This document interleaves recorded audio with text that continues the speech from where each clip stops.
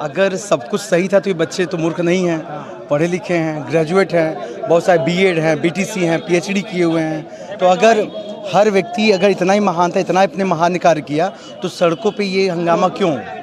हाँ, आपका किसी व्यवस्था में चले जाइए, चाहे वो स्वास्थ्य की व्यवस्था में चले जाइए, हाई कोर्ट ने बोला है कि ये मृत्यु सैया का बराबर है इस समय आपका स्वरूप रानी।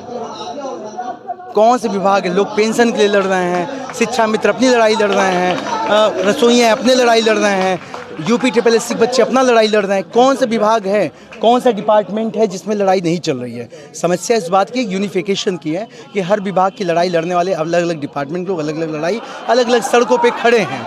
यहाँ पर क्योंकि हम लोग प्राथमिक विद्यालय के लोगों मांग को लेकर आए हैं, हम लोग बीएड वाले हैं, हम लोग टीजीटी पीजीटी की मांग कर रहे हैं, हायर वाले हायर में जो करप्शन उसकी मांग कर रहे हैं, आयोग की जो लोक सेवा आयोग मांग कर रहे हैं।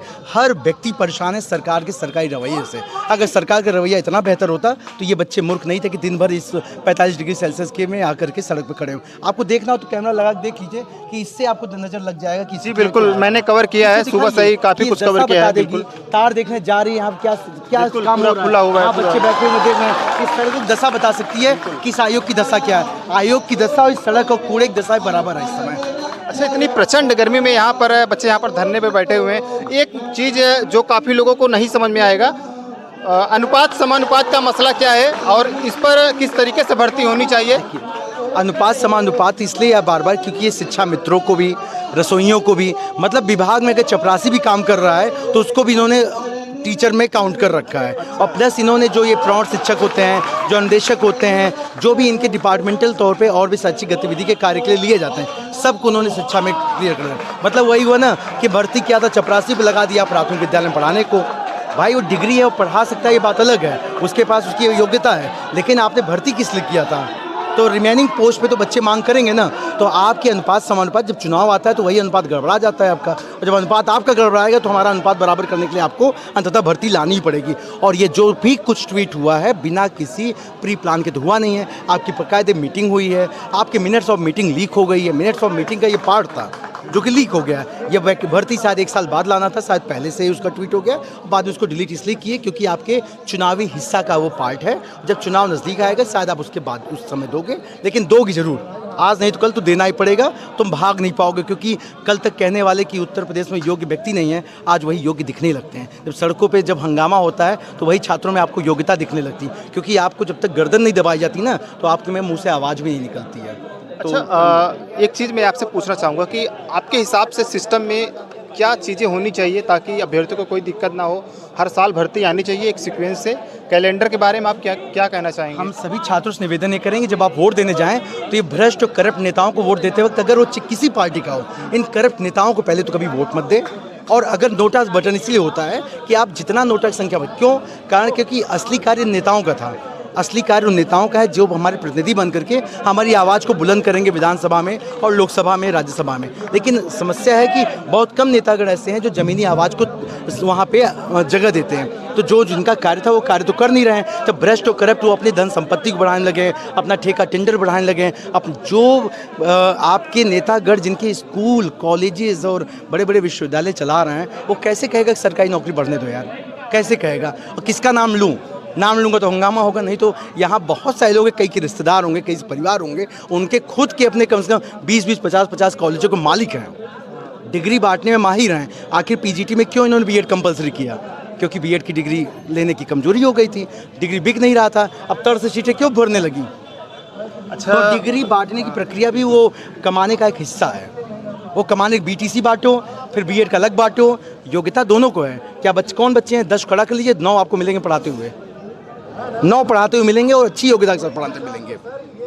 तो ऐसा कोई नहीं है, सब योग्य व्यक्तित्व हैं। ये भ्रष्ट और करप्ट नेताओं की वजह से ये आज स्थितियां हैं। अगर वो सही होते हैं तो अपनी महल से बाहर निकल के, अपने एसी कमरे से बाहर निकल के सड़कों पर दिखाई देते हैं। ये छात्रों का काम नहीं था, ये आपका काम था, विपक्ष का काम था कि सड़कों पे आप हंगामेदार स्थिति बना करके हमारी भर्तियों को पूरा कराने का कार्य आपका था। विपक्ष की कुर्सी पर इसलिए बैठाया गया है कि आप इस कार्य को करें कि हम अपने आराम से अपनी पढ़ाई, अपनी परीक्षाओं की तैयारी कर सकें। तो ये हमारा कार्य है।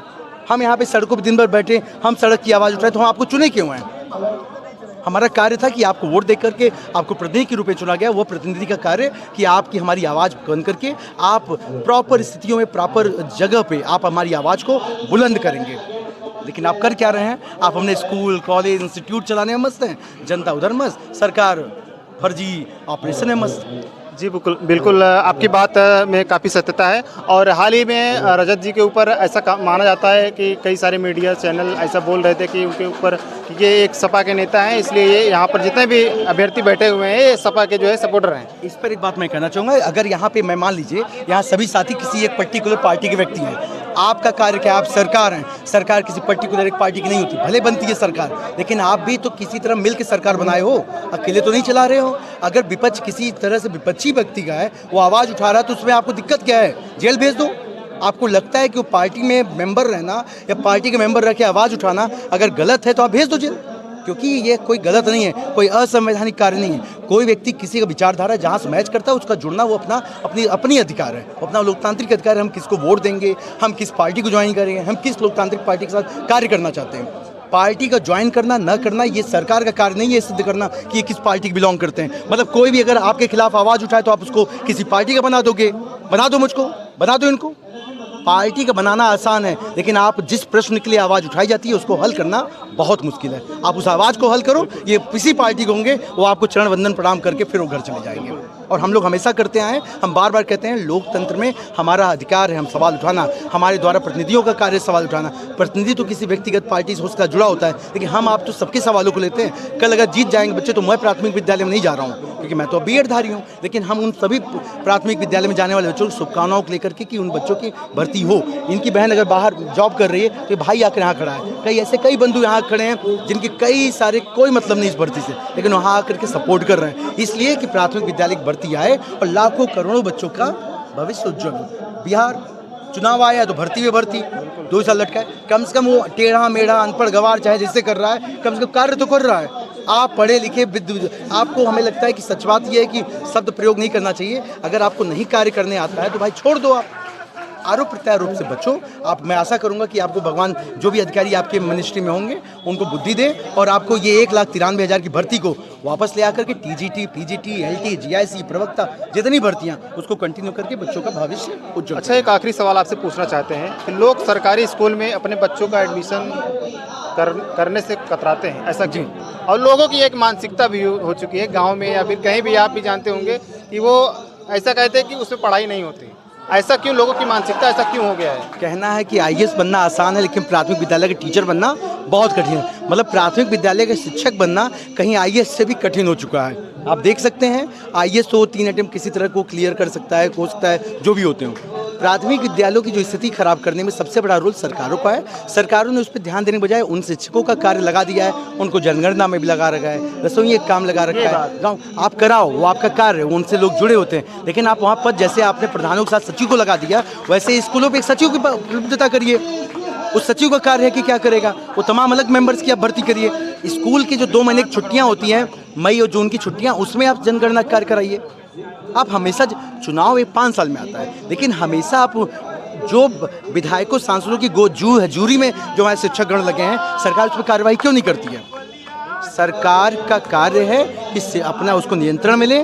स्कूलों पे, प्राइवेट स्कूलों को जितने भी आसपास के उनको सीधे वो अपने जैसे राष्ट्रीयकृत बैंकों को किया गया था, सारे प्राइवेट स्कूलों को राष्ट्रीयकृत करें। देखिए कैसे नहीं बदलता नज़रिया।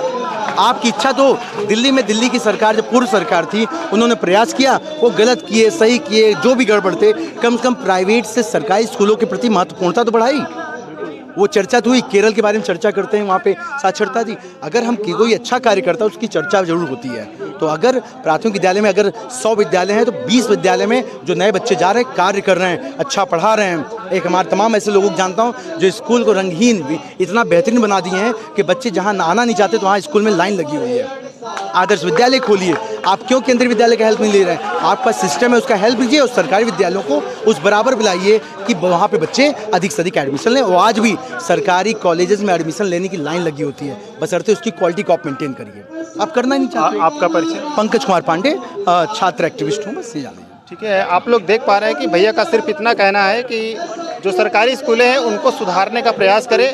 जितना प्राइवेट स्कूल व्यवस्था देती है और जितना कंप्यूटराइज हो गई है इस ज़माने में, अगर सरकारी स्कूलों में उतनी व्यवस्थाएं, वो सारी चीज़ें अगर मुहैया कराई जाएंगी तो बहुत ही अच्छी होंगी। और